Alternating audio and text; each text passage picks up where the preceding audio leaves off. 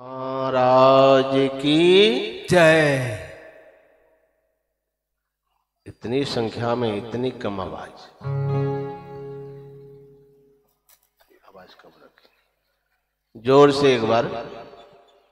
श्री सद्गुरु महाराज की जय। श्री सद्गुरु महाराज की जय।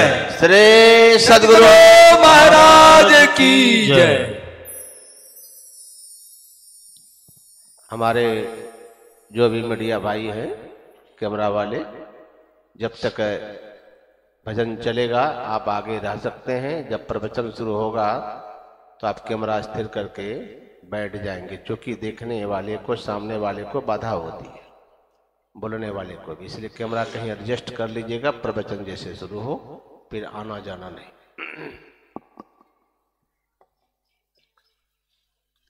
अभी सुन रहे थे हमारे स्वामी नारायण जी महाराज, जो सैदाबाद आश्रम से पधारे हुए हैं, कि पंडाल में काफी भीड़, कहीं जगह नहीं, और आप लोग की उपस्थिति देख करके सचमुच में लगता है कि चोपड़ा के धरती के जितने भी लाल, जितने भी हमारे नवयुवक और जितने भी धर्म प्रेमी ने सहयोग दे करके यह यज्ञ करवाया, जिस विश्वास के साथ आज वह फलित होता हुआ नजर आ रहा है। कल आप लोगों ने देखा होगा यहाँ की शोभा यात्रा को, कितनी भव्य शोभा यात्रा हुई। ये प्रशंसा कितना भी किया जाए कम ही होगा। मैंने भी अपने जीवन काल में इतना लंबा और इतनी बड़ी शोभा यात्रा मैंने नहीं देखा, और सिस्टम से, व्यवस्थित ढंग से चल रहा था। तो मैं यहाँ के सभी कार्यकर्ताओं को पहले ही बहुत धन्यवाद देता हूं कि बहुत ही सुंदर कार्यक्रम आप लोगों ने करवाया। हमें तो उम्मीद नहीं थी। मैं जब यह कार्यक्रम दिया था अपने प्रिय भाई परशुराम जी को, तो हमको लगा था कि छोटा सा पंडाल बना करके 200-500 आदमी आएंगे, कराएंगे। हमें उम्मीद नहीं थी कितनी विशाल व्यवस्था, भव्य व्यवस्था, इतनी सुंदर पंडाल, खाने पीने की व्यवस्था, सारे अरेंजमेंट आप लोग भी देखे होंगे। ऐसा नहीं कि मैं सिर्फ बोल रहा हूं, यह प्रत्यक्ष किम प्रमाणम, कल से ही हम लोग प्रत्यक्ष देख रहे हैं। कहीं कोई व्यवस्था में त्रुटि नजर नहीं आई। रहने की व्यवस्था, खाने की व्यवस्था, चाहे साधु महात्माओं को हो, चाहे सत्संगियों के लिए, सब के लिए व्यवस्था। और सबसे बड़ी बात, कितना प्रचार प्रसार इन लोगों ने मेहनत किया है, जिसका फल देख रहे हैं कि बहुत दूर दूर से यहां लोग आए हुए हैं। इसलिए आप लोग घबराएंगे नहीं। दूर दूर से लोग आए हैं। मैं समय से ही सत्संग समाप्त करूंगा ताकि आपको जाने में कठिनाई नहीं होगी। ज्यादा आज विलंब नहीं होगा, क्योंकि मुझे भी निकलना है और आप लोग जो दूर दराज से आए हैं, आप सबको ही जाना है। तो धैर्य बांध करके रहिए, और समय से ही हम सत्संग समाप्त कर देंगे। तो चलिए, इतने उत्साह के साथ और इतने भव्यता के साथ यहाँ कार्यक्रम संपन्न हो रहा है, और निर्विघ्न, किसी प्रकार का कोई विघ्न बाधा नहीं। कल मुझे लग रहा था कितनी विशाल शोभा यात्रा है, कहीं कोई बात हो गई तो हमें बहुत डर लग रहा था। मैं गुरु महाराज से प्रार्थना करता था मन ही मन, हे गुरुदेव, शांति पूर्वक इसी तरह से यह यज्ञ, यह शोभा यात्रा संपन्न हो जाए। मुझे तो उम्मीद नहीं थी, लेकिन इतना विशाल शोभा यात्रा का आयोजन किया गया है। और आप लोगों का भी सहयोग बहुत सराहनीय रहा। तो इस खुशी में हम लोग गुरुदेव के चरणों में समर्पित भाव से सब कोई 2 लाइन हमारे साथ सब कोई गाएंगे।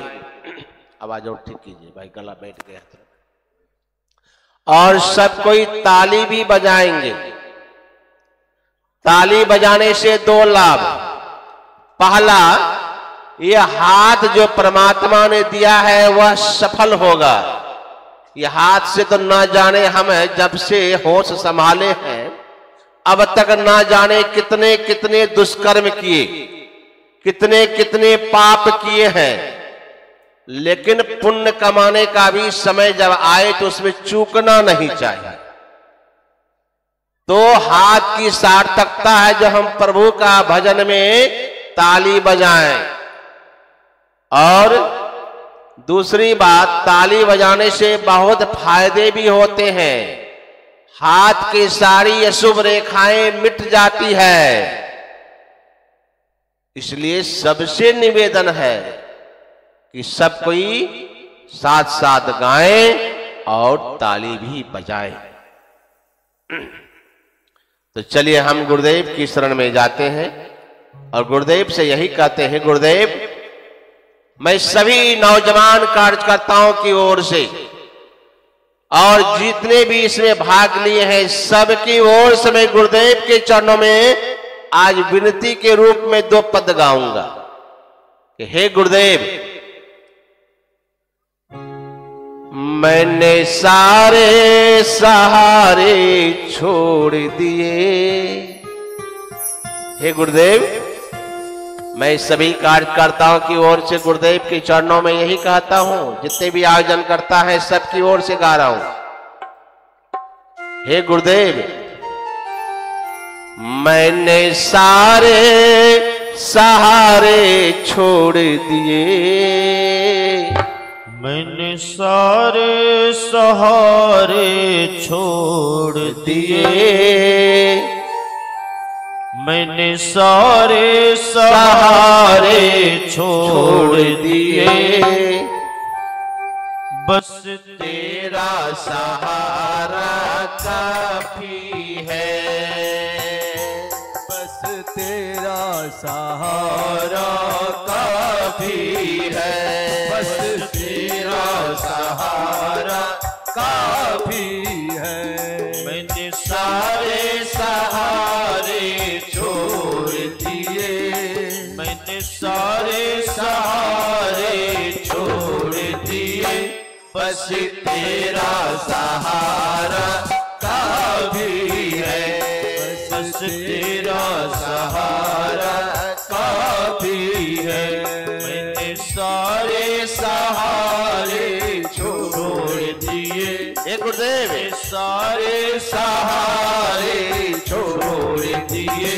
बस तेरा सहारा काफी है। बस तेरा सहारा काफी है। आओ से ताली सब कोई बजाइए। लगे कि हम सत्संग में डूब गए, ऐसे भाव में डूब जाइए। गुरुदेव से प्रार्थना करिए, हे गुरुदेव, मैंने सारा सहारा छोड़ के आपका सहारा ही अपनाया। मुझे चाह नहीं दुनिया भर की। मुझे चाह नहीं दुनिया भर की। मुझे चाह नहीं दुनिया भर की। मुझे तेरा नजारा काफी है। मुझे तेरा नजारा काफी है। बस तेरा नजारा काफी है। मुझे चाह नहीं दुनिया भर की। मुझे चाह नहीं दुनिया भर की। बस तेरा नजारा काफी है। बस तेरा नजारा काफी है। सारे सहारे छोड़ दिए। सारे सहारे छोड़ दिए, बस तेरा सहारा काफी है, बस तेरा सहारा काफी है, बस सारे सहारे छोड़ दिए, मैंने सारे सहारे छोड़ दिए, बस तेरा सहारा काफी है, बस तेरा सहारा काफी है।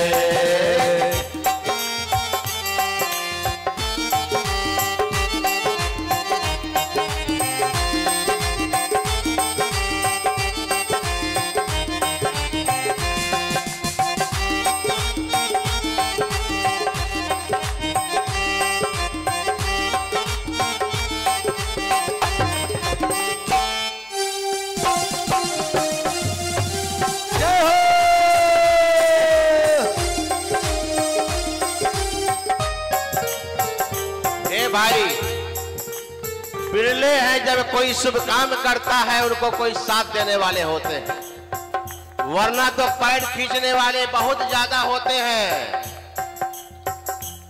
इतना बड़ा यज्ञ हुआ, अगर हमारे परशुराम भाई को आप लोग साथ नहीं देते तो कैसे संपन्न होता।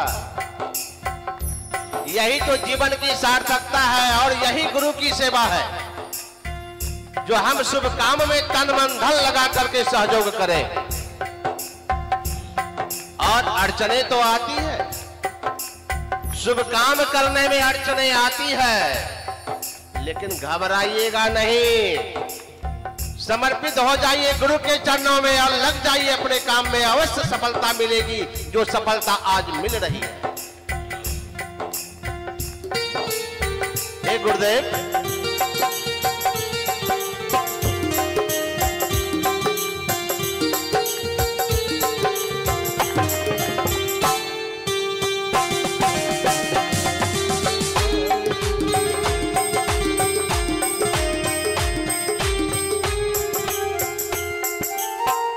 जब से तुम्हारा नाम लिया, जब से तुम्हारा नाम लिया, क्या हुआ?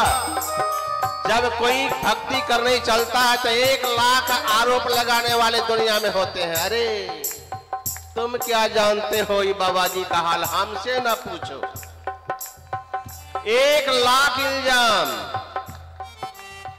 जब परमात्मा की भक्ति करने कोई चलता है तो हजारों इल्जाम आते हैं उनके सिर पर, और जो सपूत होते हैं वो कभी घबराते नहीं।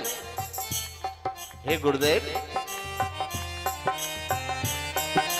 जब से तुम्हारा नाम लिया, जब से तुम्हारा नाम लिया, जब से तुम्हारा नाम लिया, क्या हुआ? जग ने बहुत इल्जाम दिया, जग ने बहुत इल्जाम दिया, इस जग ने बहुत इल्जाम दिया, जब से तुम्हारा नाम लिया, जब से तुम्हारा नाम लिया, इस जग ने बहुत इल्जाम दिया, इस जग ने बहुत इल्जाम दिया। लेकिन हे गुरुदेव, जब तूने थाम लिया मुझको, जब तूने थाम लिया मुझको, बस मेरा गुजारा काफी हो। जब तूने थाम लिया मुझको, जब तूने थाम लिया मुझको, बस मेरा गुजारा काफी है, बस मेरा गुजारा काफी है।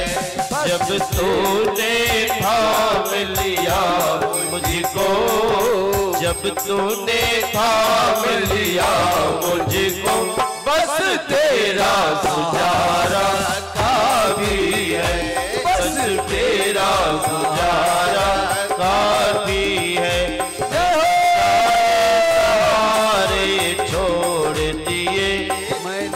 सारे सहारा सहारा काफी है, बस तेरा सहारा काफी है। बस सारे सहारे छोड़ दिए मैंने, सारे सहारे छोड़ दिए, बस तेरा सहारा काफी है, बस तेरा सहारा काफी है, बस तेरा सहारा काफी। एक बार पूरा पंडाल हाथ उठा के ताली बजाइए।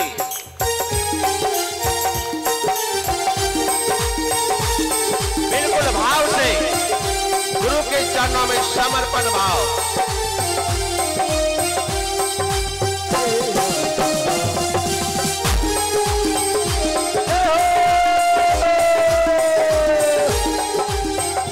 मैंने सारे सहारे छोड़ दिए, मैंने सारे सहारे छोड़ दिए, बिल्कुल भाव से हाथ उठाइए। तेरा सहारा काफी है, बस तेरा सहारा काफी है, बस चाह नहीं दुनिया भर के, मुझे चाह नहीं दुनिया भर के, बस तेरा नजारा काफी है, बस तेरा नजारा काफी है। बस सारे सहारे छोड़ दिए मैंने, सारे सहारे छोड़ दिए, बस तेरा सहारा काफी है, बस तेरा सहारा काफी है, बस तेरा सहारा काफी है, बस तेरा सहारा काफी है, बस तेरा सहारा काफी है, बस तेरा सहारा काफी है।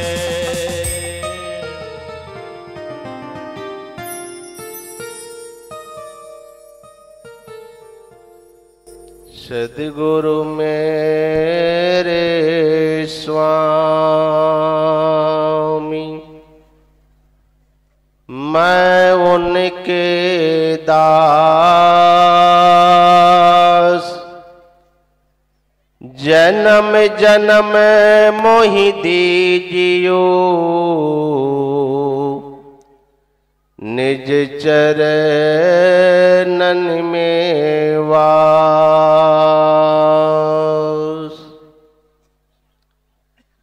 करुणा के अवतार पतित पावन कोटि कोटि नमन। उपस्थित है सत्संग प्रेमी माताओं एवं बहनों, आवाज बढ़ाइए। आप लोग बिल्कुल शांत चित्त होकर के बैठे हैं और अंतिम समय के कार्यक्रम में कोई भी मंच के सामने नहीं आएंगे। अभी प्रणाम जिसको करना हो आरती के बाद ही प्रणाम करेंगे, ध्यान रखेंगे। कोई भी मंच के सामने नहीं आएंगे।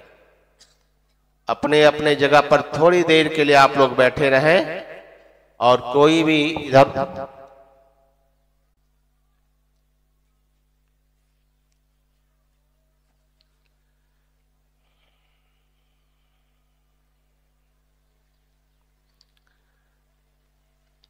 अभी हम लोग सुन रहे थे मां सबरी का प्रसंग, और आप लोगों ने इस प्रसंग को ना जाने कितनी बार सुना होगा। कैसी थी मां सबरी? देखिए, पिछले जन्म में वह सब कोई जानते हैं राज रानी थी, सबको पता है। मां सबरी क्या थी? राज रानी। ध्यान दीजिएगा। और पिछले जन्म में राज रानी थी और उनको साधु संग में बैठने से राजा ने इनकार कर दिया कि तुम साधु संग में जाके बैठ के भजन नहीं गा सकती हो। साधु संग में बैठ करके तुम भक्ति नहीं कर सकती हो। तुमको अगर भक्ति करना है तो अपने ही चाहर दिवाली के अंदर में करो। देखिए, रानी थी लेकिन भक्ति भाव से भरी थी। मन में भाव था कि हम भी भक्ति करें। साधु संतों के पास जाके बैठे, लेकिन राजा ने आज्ञा नहीं दिया, और नहीं देने के कारण रानी बड़ी चिंता में पड़ गई और यही सोचने लगी कि रानी होने का इतना बड़ा अभिशाप कि हम साधु संग में नहीं बैठ सकते हैं, संतों के पास नहीं जा सकते हैं। धिक्कार है इसे रानी शरीर को,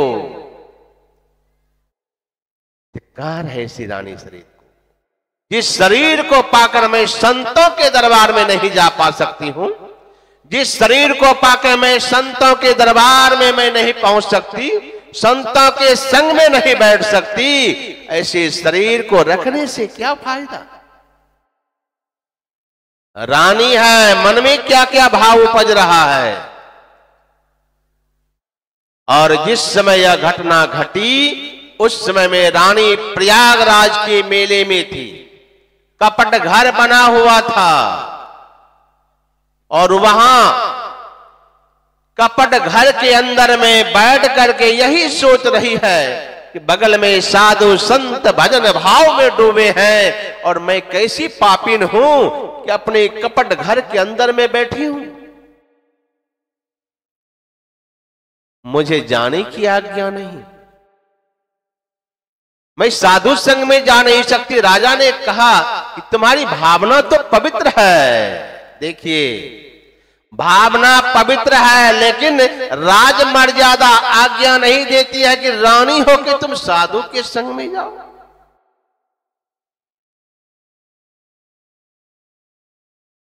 ऐसे ऐसे समस्याएं हमारे माताओं के पास बराबर आया करता है। सिनेमा देखने के लिए जाएंगे,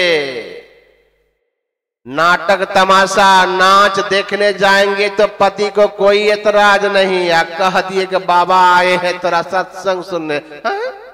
तुम इतने बड़े घर की बहू होकर के जाओगे सत्संग सुनने?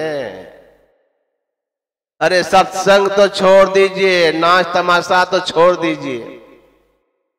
आजकल तो 2 दिन पहले अभी बीच बीच में लगन का समय आ जाता है हमारे यहां इंडिया में।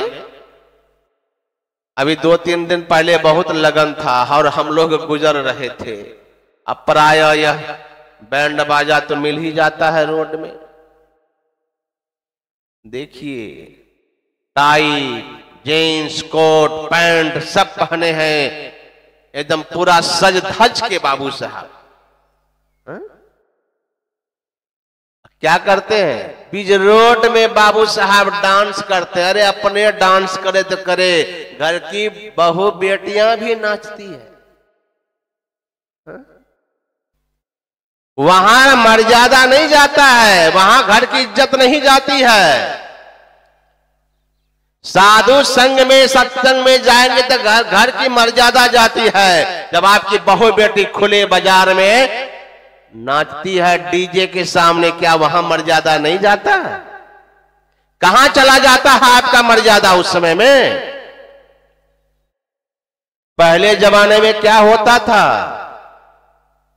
मैं जहां का रहने वाला हूं भारत का, हमारे यहां मुझे याद है बचपन में मैं देखा करता था, जब मैं घर में था तो आपके बगल में ही मेरा भी जन्म स्थान पड़ता है, अररिया जिला, और ये तो बॉर्डर है और बगल में ही मेरा जन्म स्थान है। मैं देखा करता था बचपन में, जब कोई कार्यक्रम होता था, आयोजन होता था, तो पराय नाचने वाले बाहर से बुलाया जाता था। शादी ब्याह में नाचने वाले बाहर से, और भोजन बनाने वाले अपने घर के माताएं बहनें। सैकड़ों आदमी का भोजन बना लेती थी। आज सैकड़ों आदमी का, आज तो पति का भी भोजन, बेटे का भी भोजन बनाना नहीं चाहती, इतना आलसी हो गई। और आजकल चला है ना ऑनलाइन भोजन। आजकल तो भोजन भी ऑनलाइन आता है, क्या कहे, दुर्भाग्य अपने है।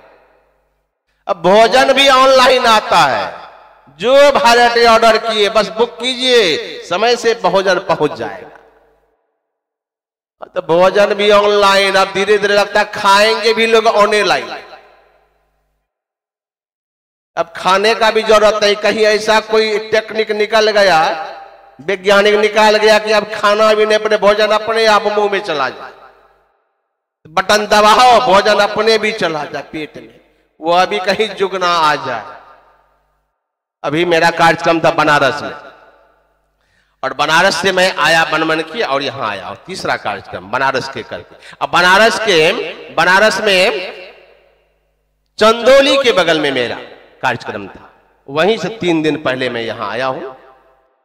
वहां जहां सत्संग कर रहा था, मैं पहली बार जीवन में देखा, कोई बत्तख नहीं होता, बत्तख पहले तो सुनते थे कि अंडे को माता सेवती है, और वहां देखा कि माता की जरूरत नहीं है, मशीनें बच्चे पैदा करते, और 1 महीने में 2,70,000 बच्चा पैदा होता। करोड़ों का मशीन लगा हुआ, जो आयोजन करवाए थे वही ले गए दिखलाने के लिए, बाबा चलिए दिखला देते हैं। बड़ा बड़ा मशीन लगा हुआ था, और अंडा सब मशीन में दिया हुआ है, और 28 दिन में बच्चा तैयार होकर निकल जाता है। और 1 महीने में मैंने पूछा कितने बच्चे होते हैं आपके यहाँ, बोला 2,70,000 अंडा में बाबा इसमें रखता हूं मशीन में, और 70,000 तो खराब हो जाता है, लगभग 2 लाख बच्चा मुझे प्राप्त होता है, और एक बच्चा को लगभग 40-50 रुपये में बाहर बेच देता हूं, इतनी आमदनी है। तो आजकल तो मशीन न जाने क्या से क्या निकल रहा है, तो क्या ठिकाना विज्ञान आगे निकल जाए, तो भोजन भी ऑनलाइन आता है, तो भोजन भी ऑनलाइन मुंह में घुस जाए, कोई बड़ी बात नहीं। तो पहले मैं देखा करता था बचपन में, भोजन बनाने वाले अपने घर की माताएं हजारों हजार लोगों का भोजन बना देते थे, और नाचने वाले बाहर से आते थे, सब जाते थे नाच देखने के लिए। आज बिल्कुल बात उलट गई। आज क्या होता है, जब घर में कोई शादी हो, कोई पार्टी हो, जन्म दिवस हो, कोई भोज भात हो, तो क्या कहेंगे, बुला लेंगे। देखिए ना, शादी होता है तो क्या करते हैं, शादी में भोजन बनाने वाले कारीगर बाहर से आते हैं, अब बजाने वाले भी डीजे बाहर से आ जाता है, और नाचने वाली घर से। नाचने वाली को बुलाना नहीं पड़ता, घर में ही एकदम देखिएगा जीन्स पैंट। हमारे नए नए बेटियां, अरे नौजवान चले लड़के नाचे रोड में तो चलता है, चलो नौजुवक है, लेकिन हमको समझ में नहीं आता है, हमारे सनातन धर्म मानने वाले, हिंदू धर्म मानने वाले लोग कहां जा रहे हैं, समझ में नहीं आता। एक समय था हमारे घर की बहु बेटियां के लोग चेहरा नहीं देख पाते थे। आज देखिए, मैं देखता हूं मुस्लिम समाज के बहु बेटी को कभी आज तक मैंने रोड पे नाचते नहीं देखा। बहुत शादी देखा मैंने मुस्लिम परिवार में, सैकड़ों गाड़ियां जाती है बारात पार्टी, उनसे भी हमारी मुलाकात हो जाती है रोड में, लेकिन कहीं नहीं देखा कि मुस्लिम समाज के बहु बेटी घर से निकलकर रोड में ठुमका लगा रहे हैं। क्या हो गया हमारे हिंदू समाज को, कहां जा रहे हैं, कहां जा रहे हैं? इसलिए किसी ने कहा, बुद्धि तृष्णा की दासी हुई, बुद्धि तृष्णा की दासी हुई, मृत्यु का सेवक है विज्ञान, अचेतता अब भी नहीं मानव, विश्व का क्या होगा भगवान। आज ना जाने हमारे समाज किधर जा रहा है।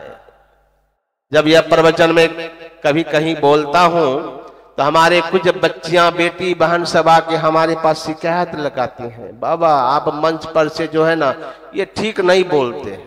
हमने कहा क्यों? ये खाली बेटिए पर लगाम है, बेटा पर नहीं है? बेटा को छोड़ दे देते हैं, लड़का सब खूब नाचो, हम लोग क्यों नहीं नाचेंगे? आजकल तो बेटा बेटी सब बराबर है।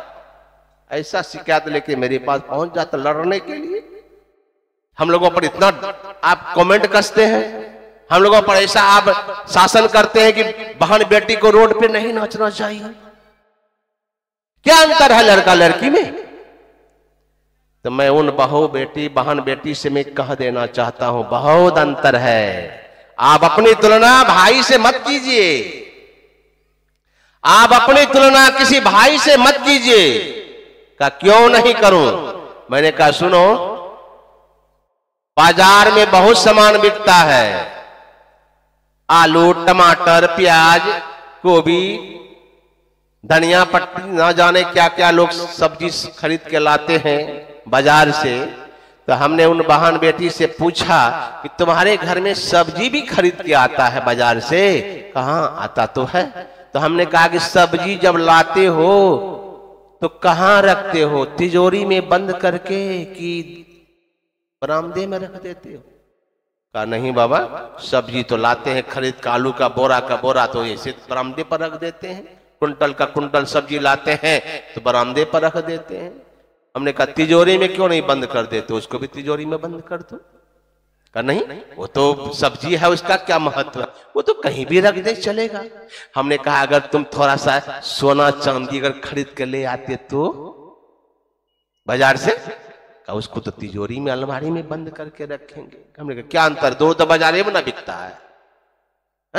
सोना चांदी भी तो बाजार में बिकता है और आलू बैगन भी बाजार में बिकता है। तो एक को तुम बरामदे में फेंक देती हो, एक को तिजोरी में क्यों बंद कर देती? कहा बाबा उसका कीमत है ना, उसका महत्व है। हमने कहा बस यही अंतर है।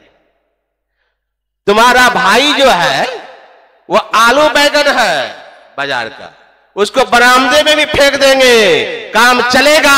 लेकिन तुम घर की गहना हो, तुमको तो तिजोरी में बंद करके रखना ही पड़ेगा। श्री सदगुरु महाराज की जय। तुम साग बैगन से अपनी तुलना क्यों कर रही हो? साग बैगन को रहने न दो जहां बरामदे में फेंका हुआ तो है। तुम तो घर की गहना हो बेटी, तुमको तो सोचना पड़ेगा कि हमारा एक कदम घर को कहां ले जा सकता है। तो मैं कह रहा था कि डांस करने में, नाच करने में, तमाशा देखने में, सिनेमा देखने में हमारे घर की इज्जत नहीं जाती है। लेकिन सत्संग में जाएंगे तो नहीं बाबा। हम बहुत जगह ऐसा देखे, घर में निवास रहता है, सत्संग होता है। मैं पूछ देता हूं कि आपकी बहू रानी सब सत्संग में नहीं गए तो क्या कहेंगे? बाबा नई नई बहू आई है ना, सत्संग में कैसे जाए? वाह।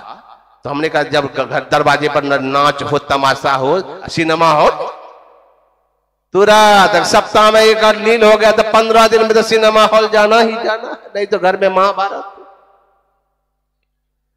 सिनेमा घर जाने में तो बहू बेटी की इज्जत नहीं जाती, साधु संग में बैठने में घर की इज्जत जाती है। एक कहां कैसी नादानी है हम सबकी।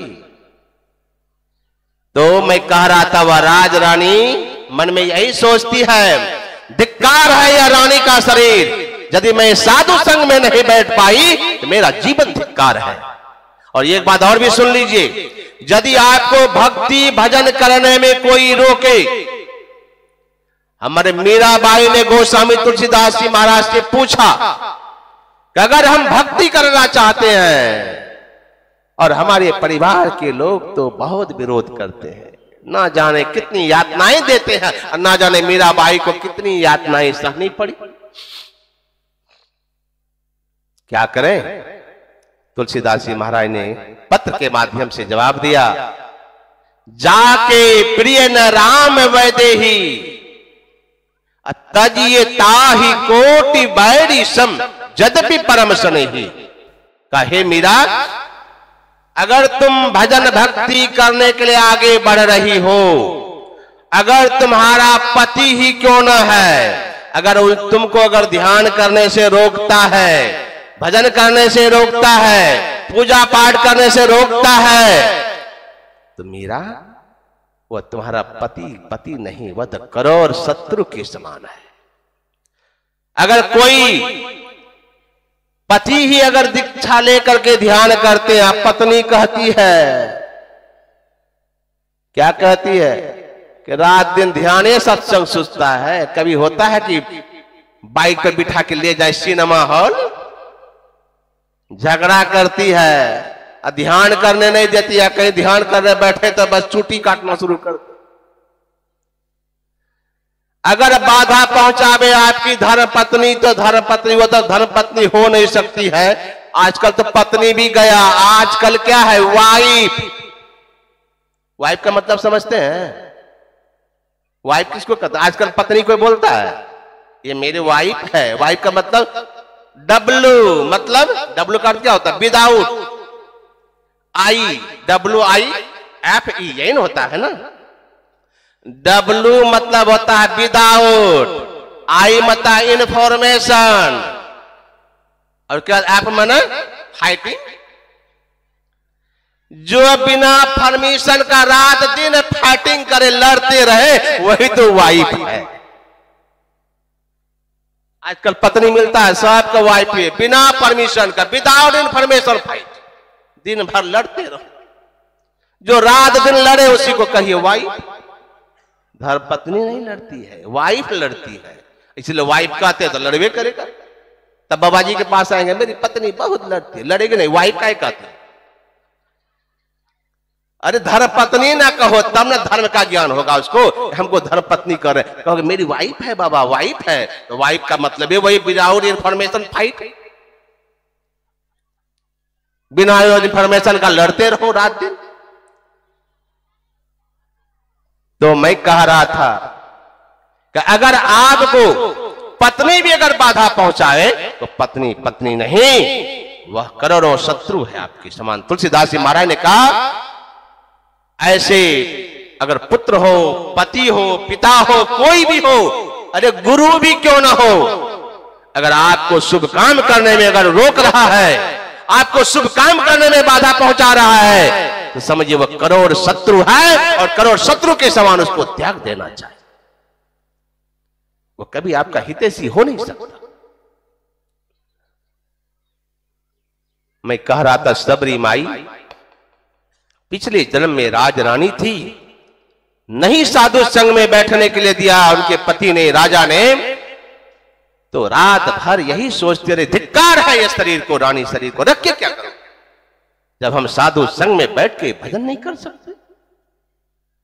आधी रात को जब सब सो गए, ये प्रयागराज की घटना है, आधी रात को जब सब कोई सो गए, वही रानी रात को धीरे धीरे जब देखा सब सो गए, और अपने उस कपट घर से निकल करके चले गए गंगा नदी, वही त्रिवेणी संगम प्रयागराज, और वहीं जल में प्रवेश किया, और प्रवेश करके उस मध्य रात्रि को पानी में प्रवेश किया और कहा, हे प्रभु, मैं जानती हूं कि दुनिया में आत्महत्या करना सबसे बड़ा पाप है।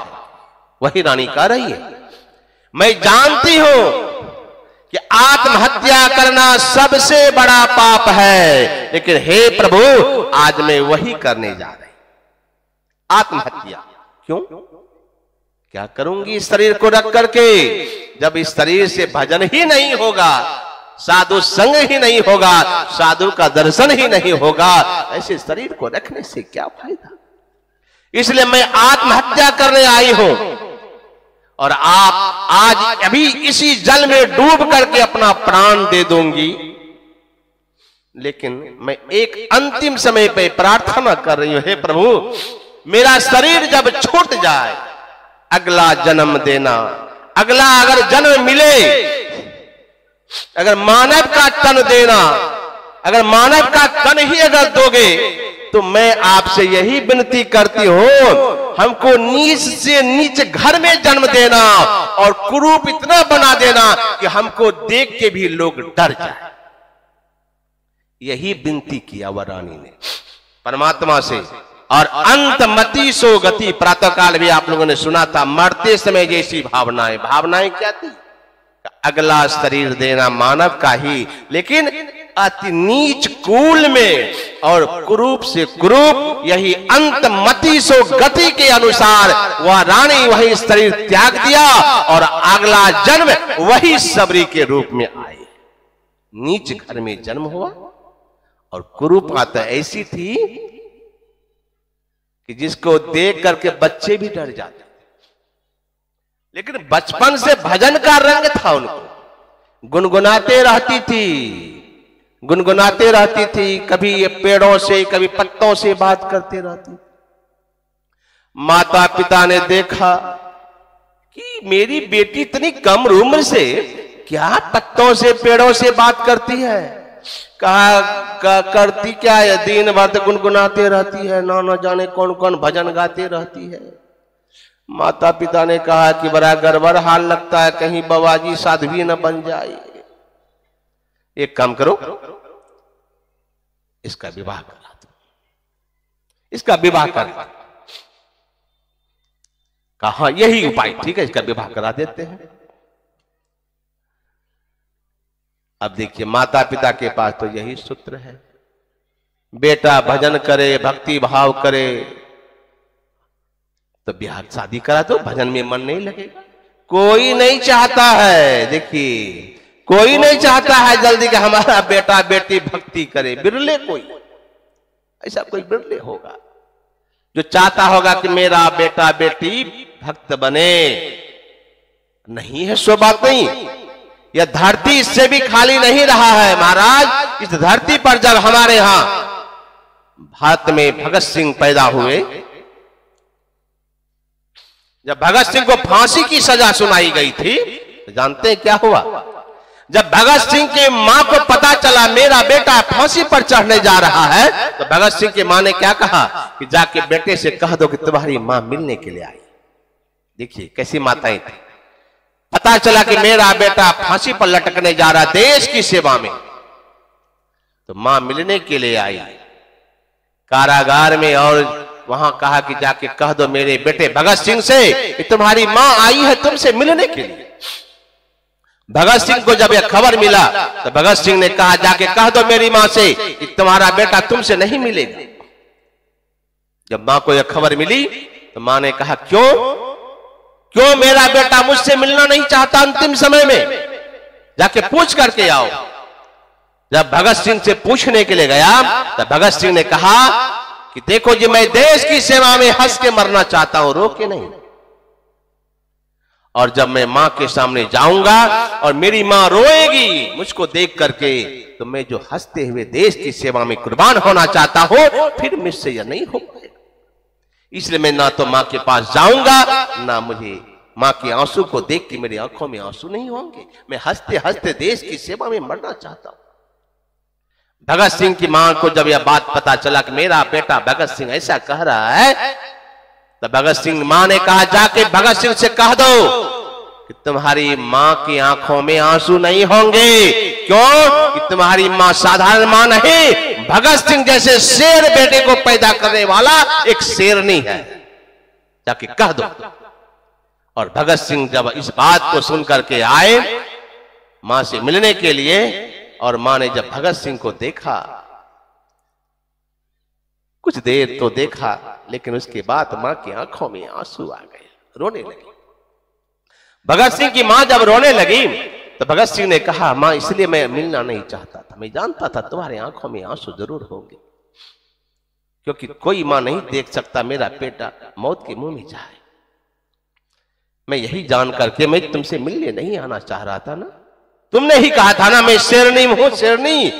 भगत सिंह जैसे शेर बेटे को मैंने पैदा किया है, मेरी आंखों में आंसू नहीं होंगे, फिर तुम रो क्यों रही हो? तो भगत सिंह की मां ने क्या कहा, ध्यान से सुन लीजिए माताएं। भगत सिंह की मां ने कहा कि मैं इसलिए नहीं रो रही हूं बेटा कि मेरा बेटा देश की सेवा में आज फांसी पे लटकने जा रहा है, बल्कि मैं इसलिए रो रही हूं कि हे परमात्मा, हे भगवान, अगर मुझे 10-20 बेटे और दे देते, सब बेटे को मैं देश की सेवा में कुर्बान कर देती। श्री सदगुरु महाराज की जय। ये मेरे उसकी आंसू है। और भी बेटे हो जाते। अगर भगवान आपको बेटा दे, 2 4 5 बेटा दे देना, तो एक बेटा जरूर देश की सेवा में, और एक बेटा साधु की सेवा में, और एक बेटा अपने पास रख लेना, माता पिता की सेवा करे। जरूर ये काम कीजिए। लेकिन आजकल की माताएं तो 5 क्या 10 भी बेटा हो जाए फिर भी कलेजा मांगने वाला नहीं है। एक माई बच्चे को लाके हमारे सामने में लेटा दिया, बेटा था, लेटा दिया तो हमने कहा कि बच्चा हमारे चरण में लेटा दिया, चढ़ा दिए क्या, लेके चले जाएंगे हम। तुरंत लेके भाग गए। अरे भाई क्या ठिकाना है बाबाजी, कहीं पैसा जैसे चढ़, बेटा तुम्हारा चढ़ गया, हम ले जाएंगे। तुरंत माई बच्चा के लेके भाग गई। मतलब बेटा कहीं बाबाजी ना बन जाए, बेटा चोर बने, हत्यारा बने, लुटेरा बने, बेटा बाबाजी ना बने। लेकिन ऐसी बात नहीं, बहुत माताएं ऐसी हैं जो अपने बेटे को संत बनाया। माता मदालसा शादी करके ससुराल गई और क्या कहा जानते हैं? अपने पति से कहा, पतिदेव मैं शादी नहीं करना चाहती थी, लेकिन मुझे पता चला कि मेरा विवाह जिससे होने जा रहा है वह एक धर्मात्मा पुरुष है, ईश्वर भक्त है। मुझे खुशी हुई, अरे मैं भी भक्त हूं, भक्तिन हूं, मैं भी ईश्वर की भक्ति करती हूं, और मेरे पति भी ऐसे मिल रहे हैं जो ईश्वर भक्त है। बड़ी खुशी हुई। लेकिन पतिदेव मैं चाहती हूं कि संतान जो पैदा करूं उसका देखभाल मैं अपने से करूं, किसी दाई नौरी को करने ना दूं। तो उसके पति ने कहा, ये तो उत्तम बात है, अपने बच्चे का तुम देखभाल स्वयं करोगे, इससे बढ़ के क्या होगा। और माता मदालसा क्या करती थी, सुन लीजिए माताएं, बच्चे को दूध पिलाती थी, बच्चे को पलने पर झुलाती थी, बच्चे का तेल मालिश करती थी। तो क्या कहती थी? आप लोग क्या कहते हैं जब बच्चे का तेल मालिश करते हैं? एलसन, बेलसन, आठसन, पाठसन, धोबिया के चाक से। इसलिए बेटा धोबिया का चाक बन जाता है। आठसन, पाठसन, धोबिया के चाक सन। तो धोबिया का चाक बेटा मां बाप का सेवा करेगा। क्या कह रहे थे माता मदालसा? पढ़िए उनके जीवन चरित्र को। ऐसी नारी थी भारत देश की, हमारे यहाँ इस धरती में ही तो पैदा लिए। क्या कह रही है? बेटा शुद्धोसी, यह है मंत्र, माता का मंत्र। बुद्धोसी, निरंजनोसी, संसार माया परिवर्तितोसी। बेटा तुम शुद्ध हो, बेटा तुम बुद्ध हो, संसार माया है बेटा, इसमें फंसना नहीं। ये माँ का ब्रह्म ज्ञान सुनते सुनते बचपन से ही तेल मालिश करती, यही बात, पलने पर झुलाती, यही बात सुनाती, यही मंत्र, दूध पिलाती, यही बात सुनाती। आजकल तो दूध भी नहीं पिलाना चाहती है माता। बच्चे को जन्म देंगे, आप कहेंगे पतिदेव से बोतल लाइए ना खरीद करके, कौन दूध पिलाए, झंझट पैदा करे। आज सब जन्म ले होश भी नहीं संभाला, बच्चे को बोतल पकड़ा दिया। आज सब बेटा जब बड़ा हुआ तब बोतल खोज रहा और बोतला सब बन गई। आज सब खोजेगा बोतल का, बचपने में तो बोतल पकड़ा दी है। अरे माँ का दूध पीते तब तो माँ का संस्कार होता है। बहुत लोग कहते हैं हमसे, अच्छा बाबा फलाने आदमी तो बहुत धर्मात्मा है, उसका बेटा कैसे बन गया ऐसा अत्याचारी। यही सब संस्कार जो नहीं देते हैं। माता के आंचल में बच्चे का संस्कार होता है, जैसा संस्कार देंगे बच्चा वैसे बनेगा। अगर आपका बेटा दुराचारी है तो पहला दोष माता की। माता ही हो अज्ञान तो बच्चे कैसे बने महान?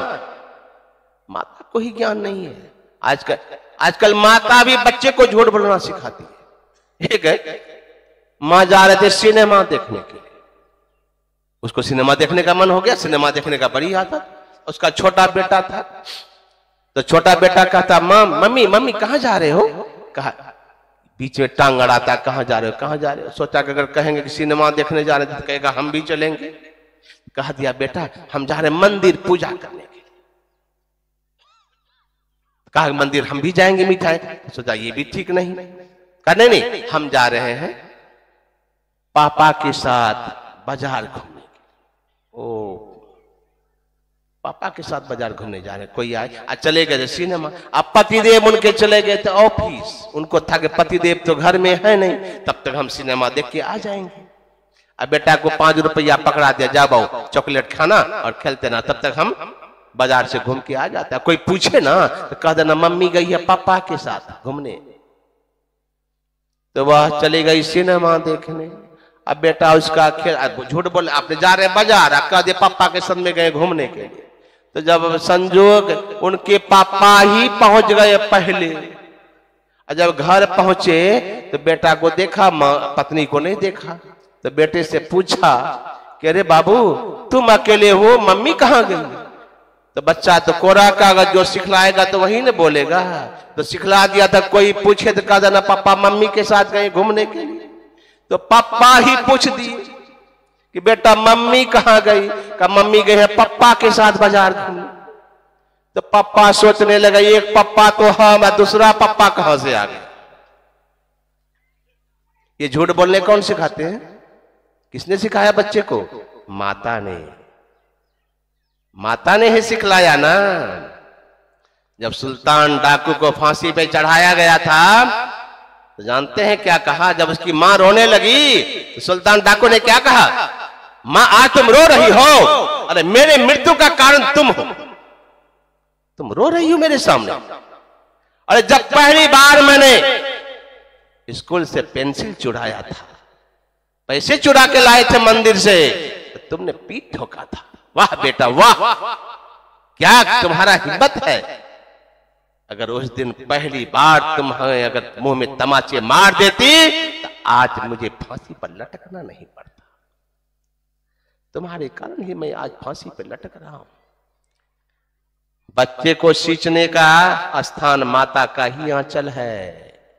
माँ जैसा चाहे बच्चे को बना सकते हैं। कैसी माताएं थी मदालसा, सभी बच्चे को संत बनाया। जितने बेटे को जन्म दिया सबको ऋषि बना दिए, किसी को नहीं दिया घर में रहने के लिए, ऐसा ब्रह्म ज्ञान दिया। ऐसे ही ज्ञान देने वाले हमारे यहां थे। कौन? गोपीचंद। गोपीचंद भी जब राज का जो बुरा लिप्त हो गया, बड़ा सुंदर था। एक दिन उसकी मां की आंखों में आंसू। मां से पूछा मां तुम रो क्यों रही हो? कहा बेटा तुम्हारे पिता की याद आ गई। जितना सुंदर तुम हो बेटा उतना ही सुंदर तुम्हारे पिता, लेकिन आज वे दुनिया में नहीं है। वही बात मैं सोच रही हूं कि मेरा इतना सुंदर बेटा भी एक दिन संसार से छोड़ के चला जाएगा, नामो निशान मिट जाएगा। मां का हृदय था, बेटा आंखों में आंसू आ गया। तो गोपीचंद ने कहा कि मां कोई ऐसा स्थान है जहां जाके मुझे फिर बार बार जन्मना मरना ना पड़े? कहा बेटा अगर इस जन्म ने मरने के दुख से छूटना चाहते हो, अमर होना चाहते हो तो जाओ बेटा जोगी बन जाओ, छोड़ दो राजपाट को और जाकर के जोगी बन जाओ। और बेटे को पीठ ठोक के कहा जाके जोगी बन जाओ। और जाके गोपीचंद जोगी बन गए और जोगी बन करके भिक्षा मांग के खाने लगे, राजपाट के सुख को त्याग करके। और भिक्षा मांगते मांगते जब अपने ही घर में आए भिक्षा मांगने के लिए, मां भिक्षा दो, मां भिक्षा दो, मां भिक्षा दो। जब बेटे को भिक्षा मांगते हुए उनकी मां ने देखा तब हृदय फट गया। मैंने ही बेटे को जोगी बनाया, लेकिन मेरा बेटा भिक्षा मांगे यह तो मैं देख नहीं सकती। मां रोने लगी, विलाप करने लगी। नवते महीना रे गोपीचंद, कोखिया में रख ली और बबुआ,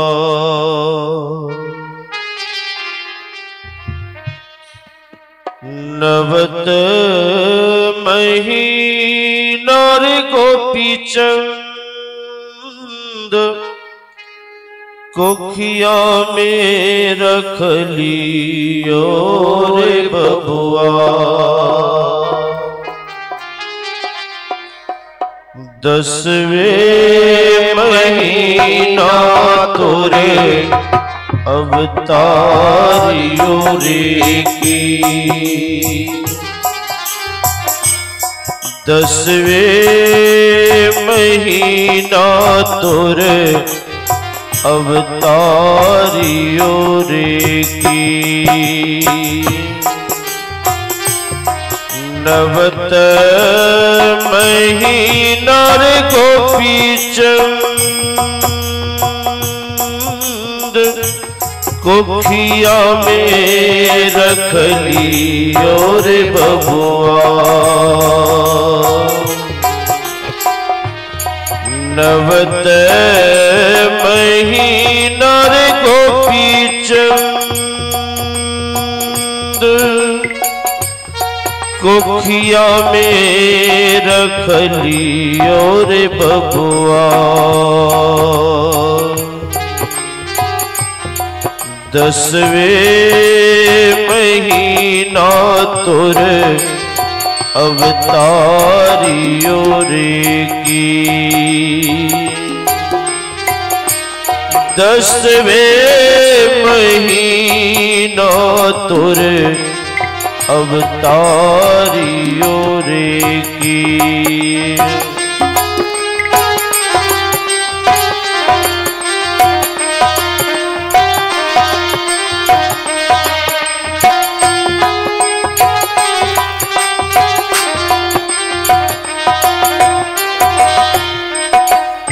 माँ विलाप कर रही है, बेटा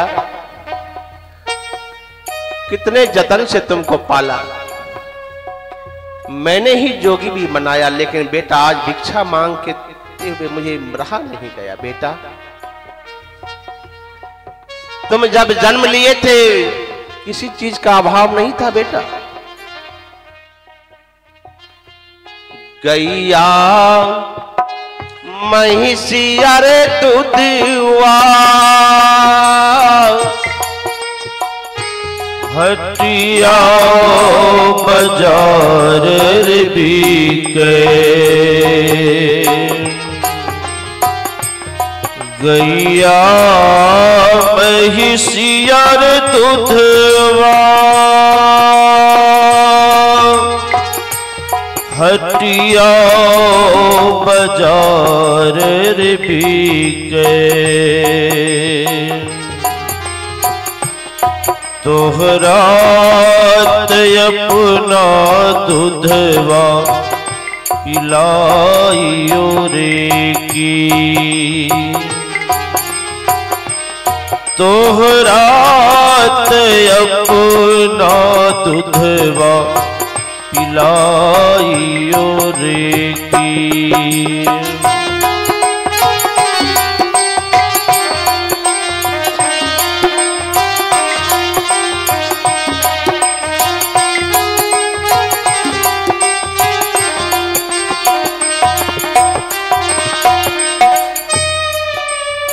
माँ ने कहा बेटा मैंने जोगी बनाया है, लेकिन माँ का हृदय है, क्या कहो बेटा, आज मेरे दिल में क्या गुजर रहा है। माँ क्या कहती है? सावन भादो तेरे दिन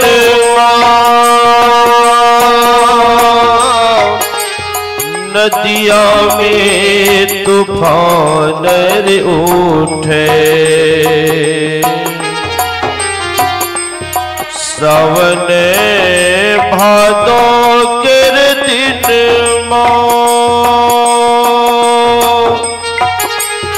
नदिया में तूफान रे उठे।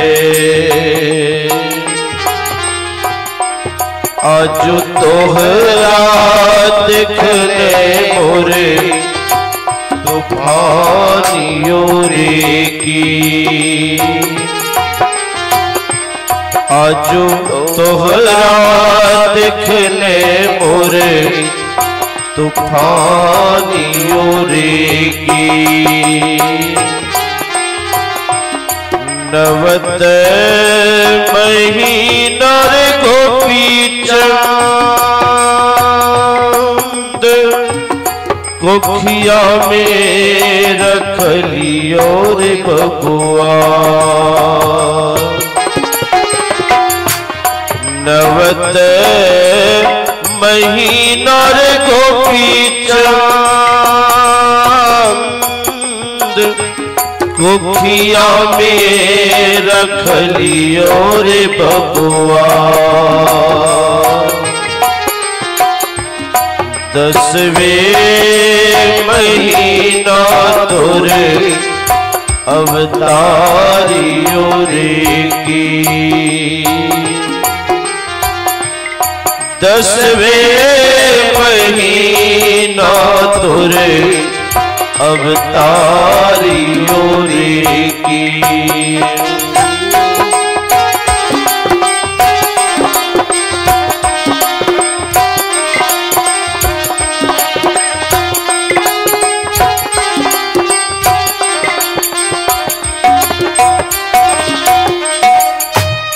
माँ ने कहा कि बेटा क्या कहूं, लेकिन गोपीचंद ने कहा माँ अब रोने से क्या फायदा, तुमने तो अपने बेटे को ऐसे महान गुरु के पास भेजा है, इनके ज्ञान से मेरा हृदय पत्थर बन गया, अब तुम्हारे आंसू रूपी बाण इनको भेद नहीं सकते, माँ भिक्षा दो, मेरे गुरु इंतजार कर रहे हैं।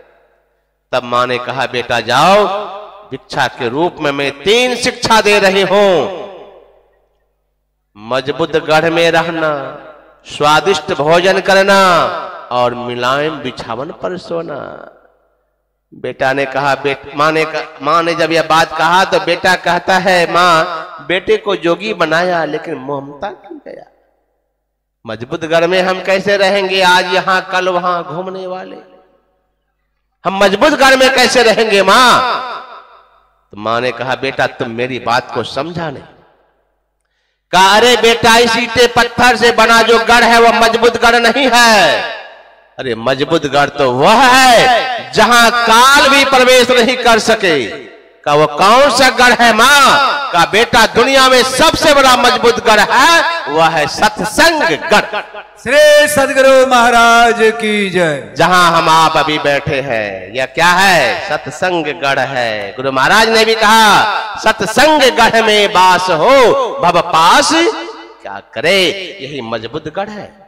स्वादिष्ट भोजन का जब खूब भोग लगे तब खाना बेटा, रोटी सूखी रोटी भी खाओगे तो बहुत स्वाद नजर आए, स्वादिष्ट लगेगा।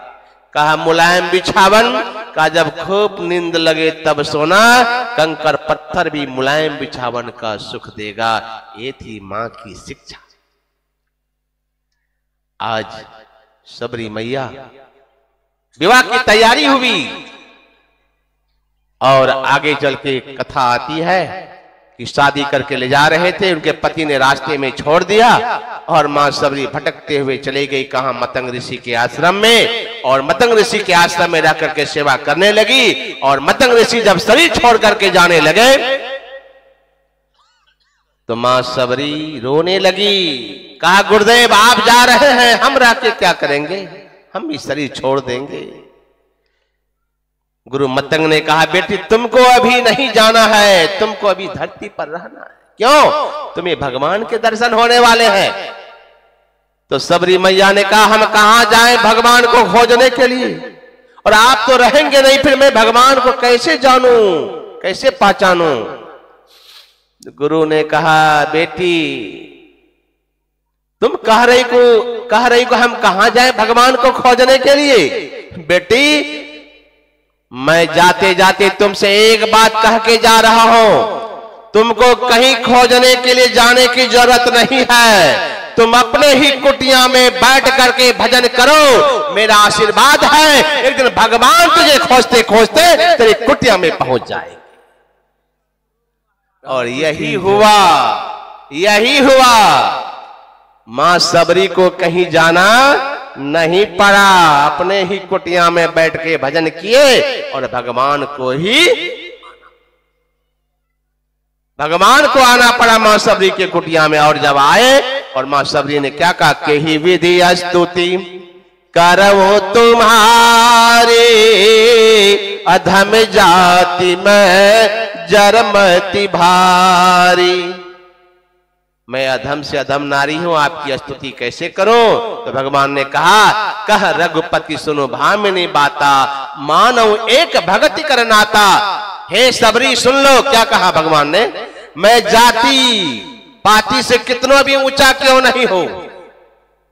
और ये भगवान क्या कह रहे हैं कि कोई भी चाहे जाति का हो, मुझे जाति पाति से कोई मतलब नहीं। आजकल तो जाति में भी लोग बट रहे हैं, अपने संत मत में भी, कि हम फलाना जाति के बाबा जी हैं, वो तो फलाना जाति का बाबा जी है, वो तो ज्यादा ऊंचा है ना, कि ऊंचा जाति का बाबा जी है। यहाँ भक्ति भाव में जाति पाति का अगर कोई भेदभाव रखता है, वो दुनिया में साधु हो नहीं सकता। साधु तो जाति पाति से ऊपर होते हैं महाराज।